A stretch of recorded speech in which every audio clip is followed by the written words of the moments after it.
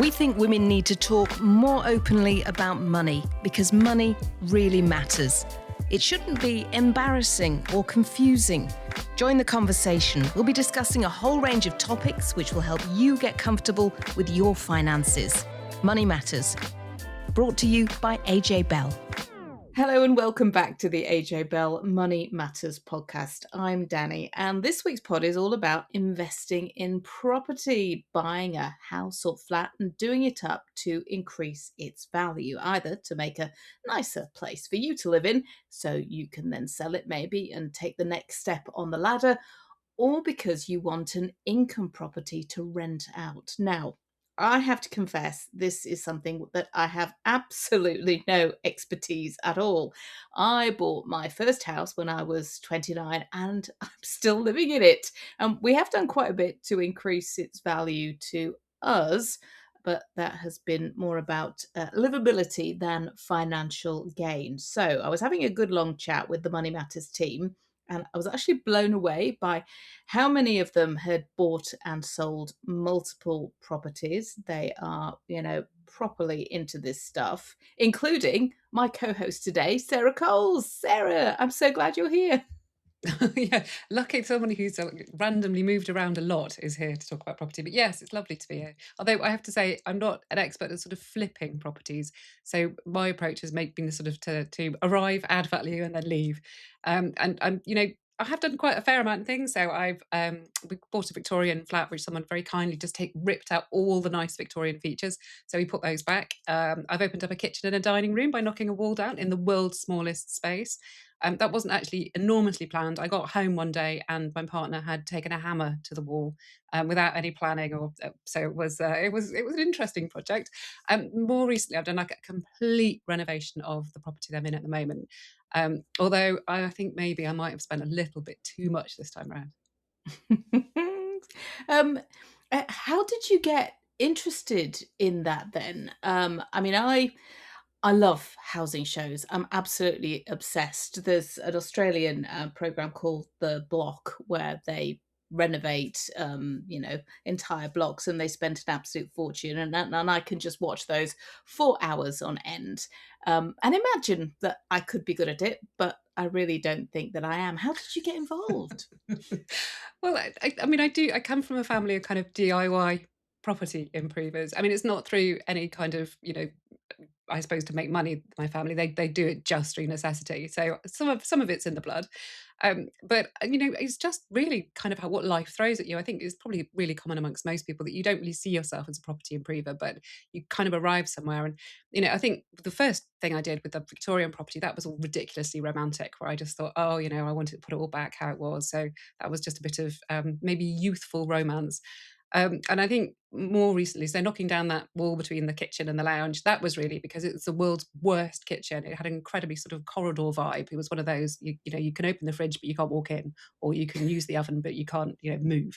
So it was horrible. And so it was actually the most sensible thing to do. It was actually, I said the start of the project was a bit of a disaster. The end of the project involved my dad coming around to sort the woodwork out. So I would say maybe not all of it has been passed down. But we definitely did add value to that one because it made it much, much easier to sell. So what was interesting, so it's an incredibly small flat, incredibly small. And all the living space was in one room after we'd knocked down the wall. And the person who came around and eventually bought it walked in and went, wow, look at the size of your kitchen, because she kind of thought of the whole thing as a kitchen. So that sold the property. So I would say it was definitely with Joe. But more recently, we kind of moved into a property for the space. So we had, loud, large, noisy teenagers and just needed space. And as a result, we had to live with some really horrible kind of structural issues. So there was no insulation. It looked terrible. There was also some sort of dodginess to do with some of the ceilings and some of the roofs. So we kind of spent 9 months ripping down all the bits that were falling down and rebuilding them.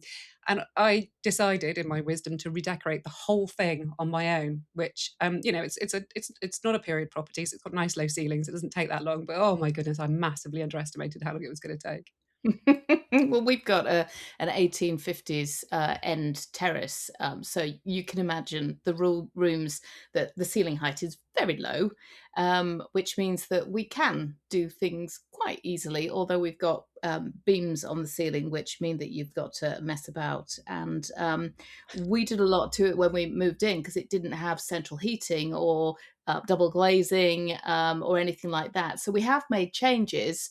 Um, but they a bit like you, they kind of happened just because we needed it to happen. And I do remember baking my uh, daughter's first birthday cake in a kitchen as the rest of the kitchen was being taken out because we were having it replaced. But that was 20 years ago, and yeah, we've not done anything to the kitchen since. So we're probably sort of back in that territory again.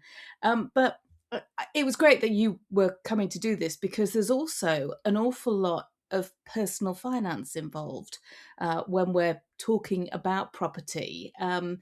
Things like what mortgage rates are looking like, the fees that you need to think about when you buy, especially if it's not a buy to live. But also, you were talking about making it easier to sell. You do need to think about how your finances are impacted if you sell. There are taxes and fees that you need to think about. There's a lot.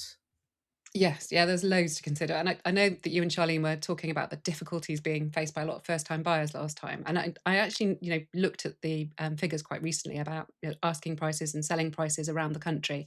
And particularly in London, those prices are coming down. But nevertheless, I mean, in London particularly, the prices are still extraordinarily high. So it is really tough trying to get on the housing ladder, particularly when you're trying to get a deposit together and when you're trying to pay your own rent, especially if you don't have the bank of mum and dad.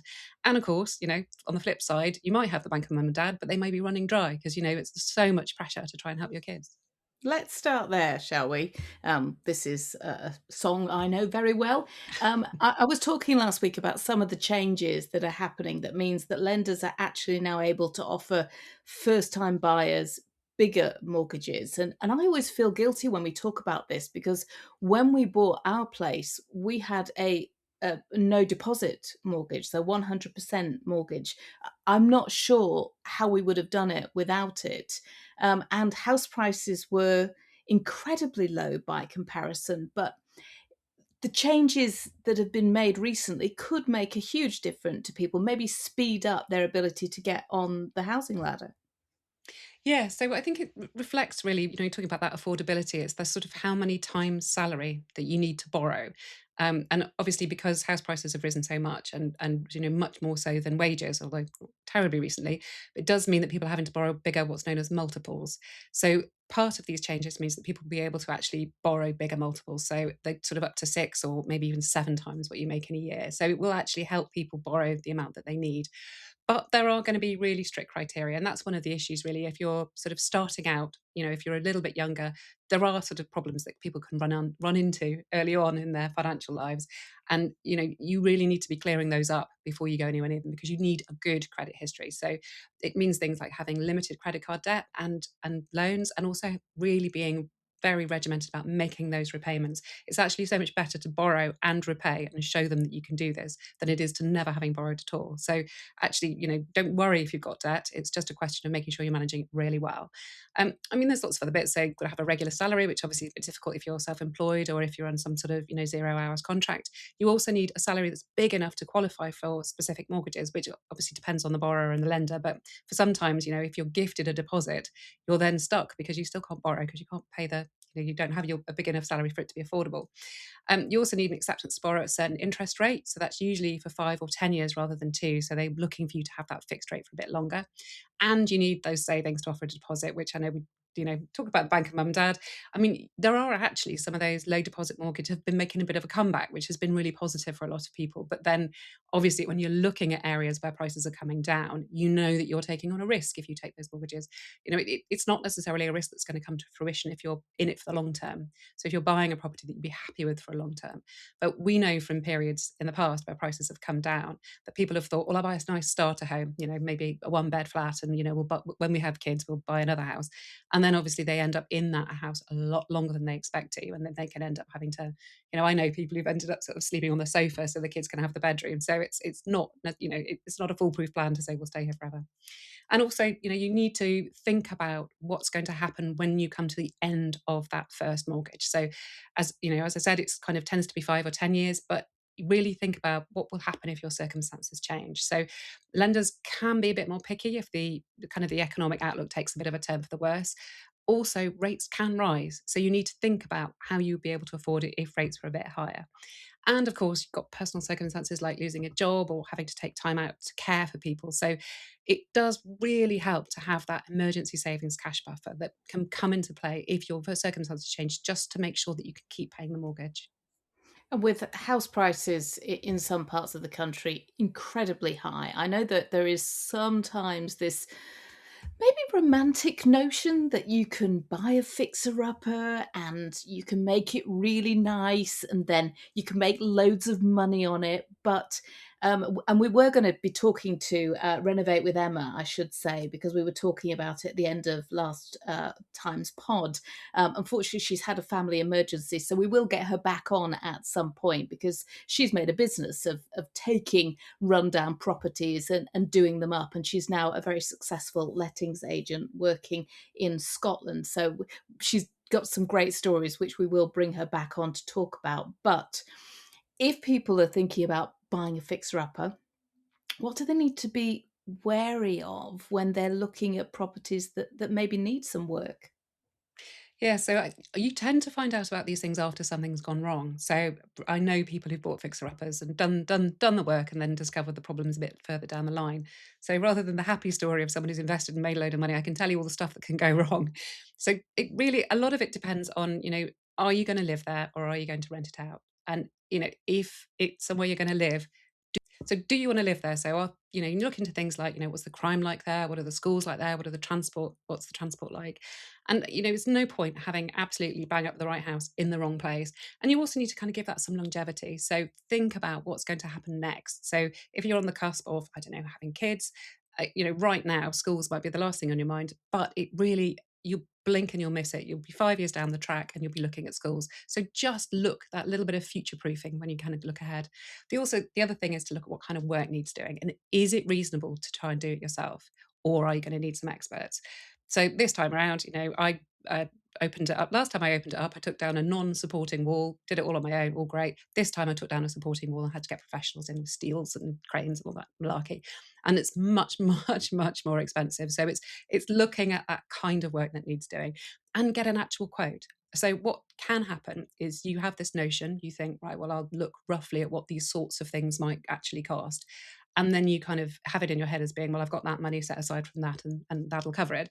But what's happened recently is the inflation in the cost of not just the materials, but also the labor means that these things are much, much more expensive. So even before you get to the sort of stage of putting an offer in and deciding to buy, get somebody to come around with you and give you a quote. So you've just got an idea of what it is.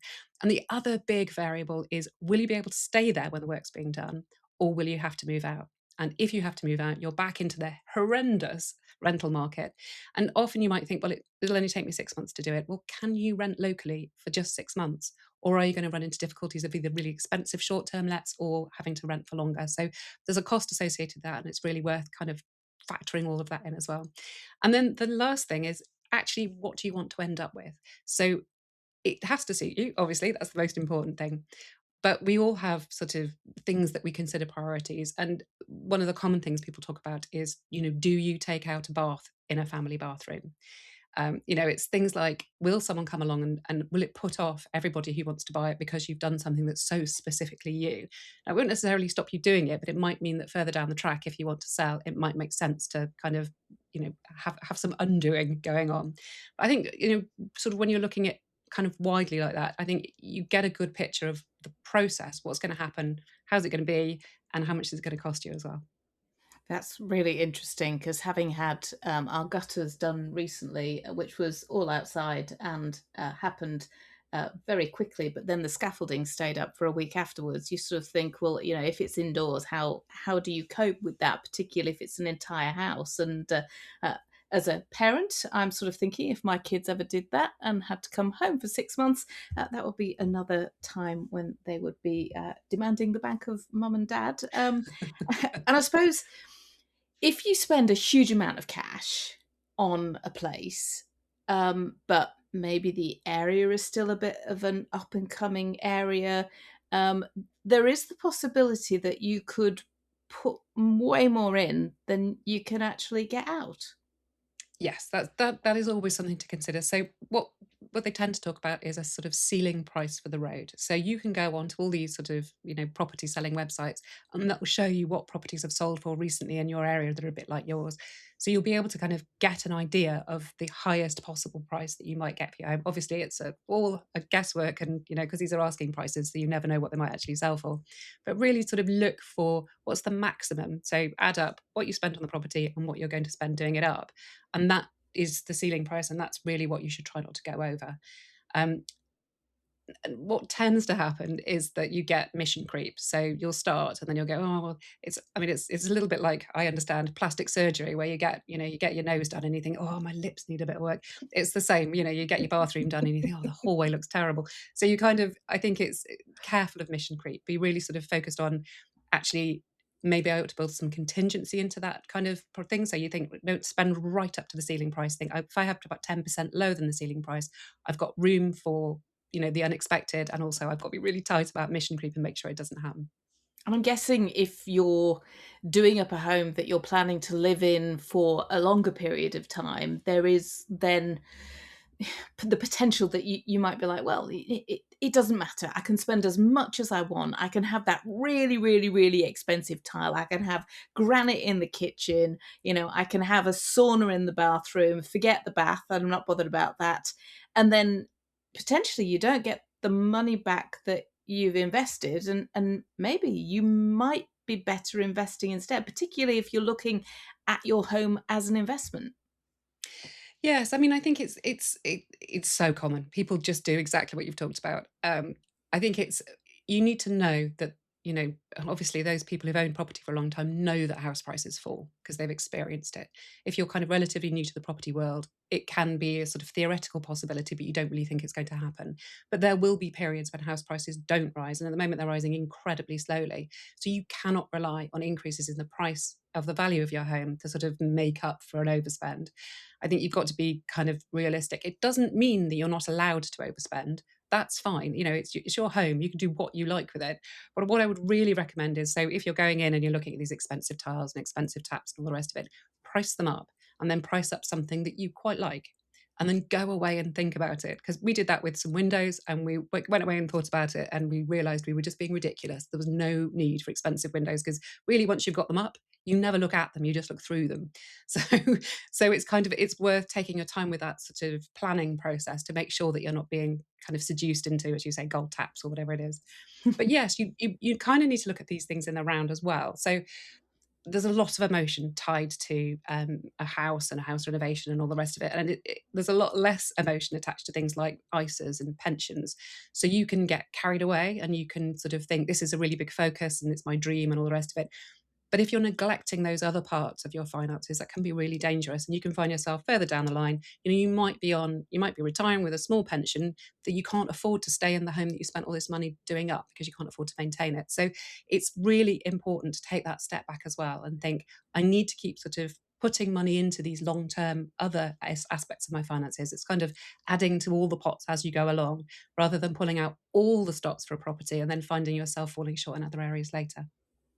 Now, for a while, I used to have quite a lot of friends who decided that they were going to buy an investment property and then they were going to let it out. And that was going to be, in their words, part of their retirement planning.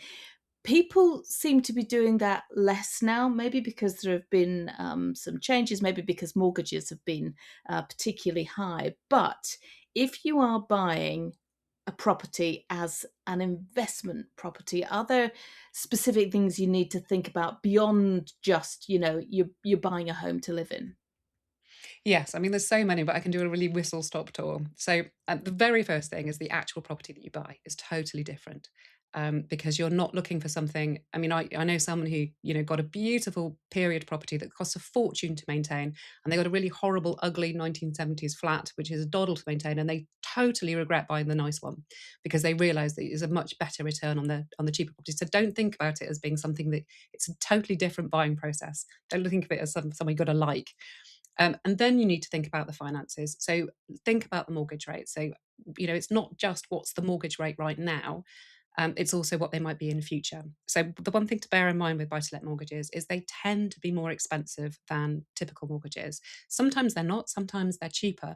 But when they're cheaper, they're attached to some really, really hefty fees. So you can easily pay a fee of £5,000, for example, for these mortgages. So make sure your finances stack up now. Make sure they stack up if there's a change in mortgage rates. And you're not just looking to break even, you're looking to break even with a really decent margin, because you're going to have to do maintenance. There could be times when you can't find a tenant, or where you find a tenant and they don't pay, or there's so many different variables that can happen with a property, that having that really big buffer will help protect you. And I think you also need to be, you sort of mentioned briefly the legislation, you need to kind of have an eye on the future of legislation as well. So the thing that everyone's been talking about is this sort of Renters' Rights Act, which makes it kind of more difficult if you've got a troubled tenant, got some more issues around sort of, I guess, with getting rid of that tenant and finding someone else. There's also within that is the rules around raising rents, so it's harder to raise the rent. And then there's some extra rules coming. So there's looming rules around energy efficiency as well. So the aim is to try and make all these rental properties greener, but it does mean that if you've got a property that's not totally energy efficient, you are going to have to put some money in order to bring that up to standard. And then there's tax, and and I could talk. I mean, me. I absolutely love talking about tax all day, but I'll keep it short and sweet. So in England, there's potential. So you've got stamp duty when you buy a property anytime, but if you buy an investment property, there's a stamp duty surcharge. That's an extra 5% when you buy an additional property in England, and so that's actually recently been bumped up from 3%. In Scotland, system's a bit different. You pay the land and buildings transaction tax, but that extra bit you pay because of it being an additional property. So the additional dwelling supplement, very catchily called, is actually 8%. And then obviously you've got other taxes as you go along. And the other taxes as you go along don't end when you sell the property, because presumably there's capital gains to pay. Yes, there might be capital gain. So it's about the profit you make between when you buy it and when you sell it. And if you do go over that annual allowance that you've got for capital gains, which has obviously been cut to just £3,000, then you've got capital gains at either 18% or 24%, depending on whether the gain is actually in a higher rate tax band. In Scotland, it's very weird. Again, won't go into detail, but the capital gains tax bands for Scotland are the same as England, because that's not devolved. But obviously, the income tax bands are different. So you can end up in a weird position where you can be a higher rate income taxpayer in Scotland, but pay some of your capital gains tax at 18%. So it's a weird one. Also, again, won't bore you to death with this, but if you're doing buy-to-let, think about the income tax on property income, because in April next year, that rises 2 percentage points. So if you're a basic rate taxpayer, that's 22%. If you're a higher rate taxpayer, 42%, and additional rate taxpayer, that's 47%. And then, it's definitely worth thinking about tax. So much to think about, and I suppose you just sort of look at the property and you think, yeah, I can do that, and I can imagine doing that up, and I'm sure we could get a great rent for it, and you're just not thinking about all the other bits and pieces. So that was really helpful. But the final piece of the puzzle, I suppose, is that if you need to sell in a hurry, this is not something that you can just, sell immediately. This potentially could take a long time to sell. Yes, yeah, and this is one of the. I mean, the people call it sort of. It's not a very liquid asset, because you've got to find someone who wants to live in your house. And there are different reasons that people will buy an investment property, but sometimes they'll think, well, I'll get to retirement and I will sell that sell one of my investment properties or whatever, and I'll get this lump sum, or I'll use it as an income through retirement, and then if I need care, I'll sell it and I'll get a lump sum. So there's different ways that people think about it, but they just think, when they're planning ahead, they'll think, well, I'll just sell it and then it'll be fine. If there's a gap of a year or longer than a year, then your plans are on hold and you're completely dependent on selling that property. And it's why you can find a lot of people having to really cut the price in order to speed up the sale. So it's not just that it might not sell when you want it to, but it also might not sell for what you're expecting it to sell for. So whatever gap it is in your finances you're hoping to close, it might not close it. So it's a question of building in enough kind of wiggle room and enough extra buffer in order to be able to cope with those changes. But it's also really important to know that those possibilities, they are there. Sarah, that's been really useful. I knew you were the absolute perfect person to talk to about this. As I say, we were going to be talking to Renovate with Emma. We will get her back on.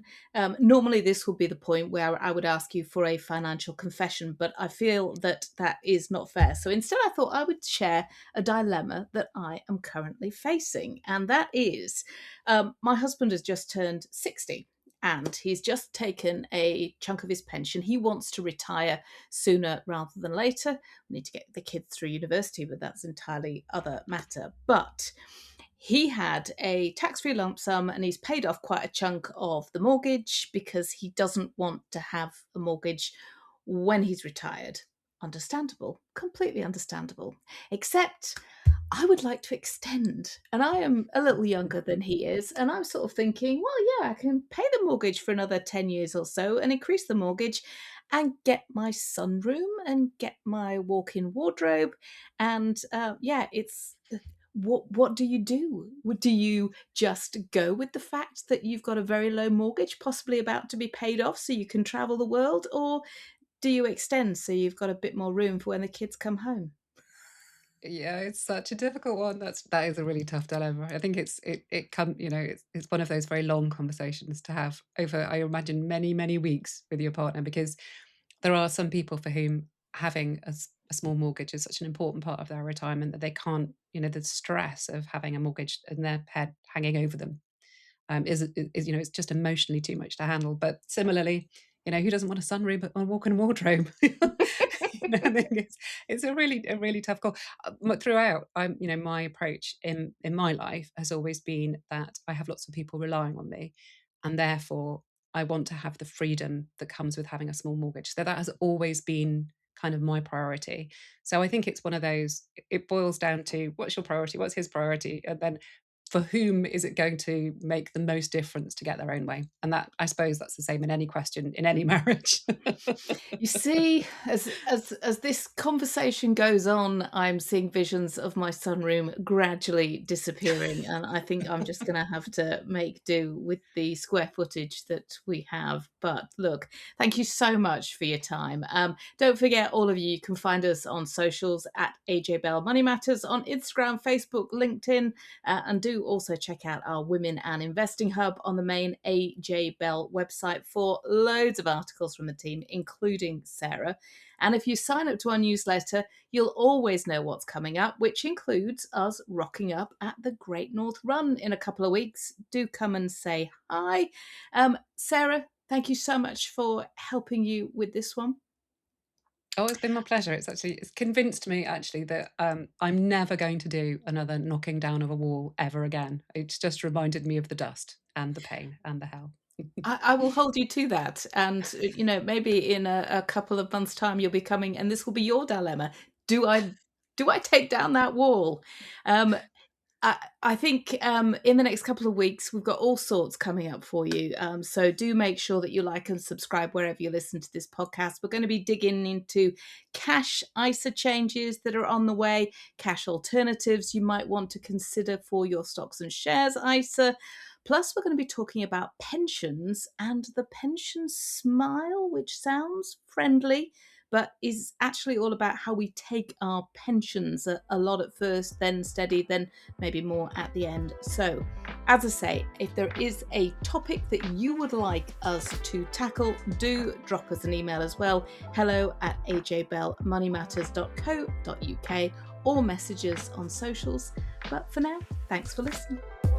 Before you go, please remember this podcast is for educational purposes, and the views expressed don't necessarily reflect those of AJ Bell. The podcast isn't telling you if a certain investment is suitable or not. Don't forget that the value of investments can change, and you can lose money as well as make it. It's also important to remember that how you're taxed will depend on your individual circumstances, and rules can change. The way an investment performed in the past may not be the same as how it behaves in the future. If you want help, go see a qualified financial advisor.